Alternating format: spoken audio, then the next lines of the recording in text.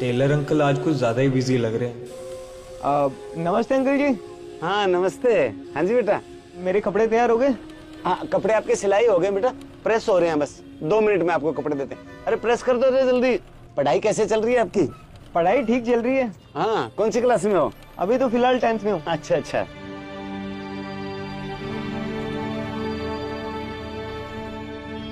ये कैंची और सुई का क्या मामला है? अरे टेलर अंकल करना क्या चाहते हैं? टेलर अंकल से पूछ ही लेता हूँ। अरे चलो रहने दो, बाद में ही पूछूंगी। ये लो भैया आपके कपड़े। Thank you uncle ji. Uncle ji कितने रुपए हो गए? 400 रुपए।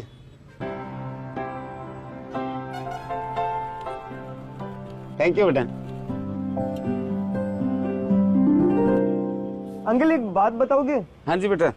आप कैंची से कपड़े को काटते हो और कपड़े काटने के बाद आप कैंची को पैरों के नीचे दबा के रखते हो, और हाँ आप सुई को टोपी से निकालते हो, सिलाई करते हो और फिर वापस टोपी में लगा देते हो। ये माजरा क्या है अंकल जी? अरे बेटा, हर गली में, हर मोहल्ले में, हर परिवार में, हर समाज में एक बंदा जरूर होता है जो सबको लड़वाता है, झगड़े करवाता है, बांटता है। जो बांटता है, काटता है, उसको हमेशा पैर के नीचे दबा के रखो। और ये सुई है ना, ये जोड़ने का काम करती है, सिलने का काम करती है। एक बंदा परिवार में, समाज में ऐसा भी होता है जो सबको जोड़ के रखता है।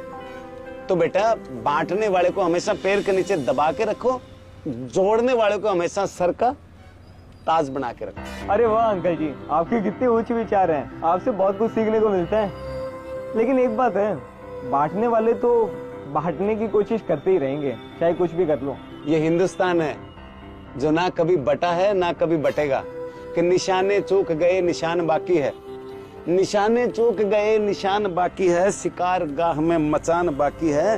फिर एक बच्चे ने लाशों की ढेर पे चढ़ के कह दिया कि अभी खानदान बाकी है।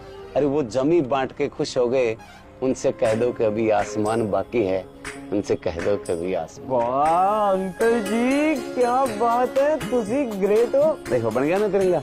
इस हिंदुस्तान को कोई नहीं बांट सकता बेटा, ये हमेशा जुड़ा ही रहेगा। बाकी सही कहा आपने, जो काटता है उसे पैरों के नीचे दबा के रखो और जो जोड़ता है उसे सर का ताज बना के रखो। चलता हूँ। ख्याल रखना अपना। ये बात शेयर करने वाली है वैसे।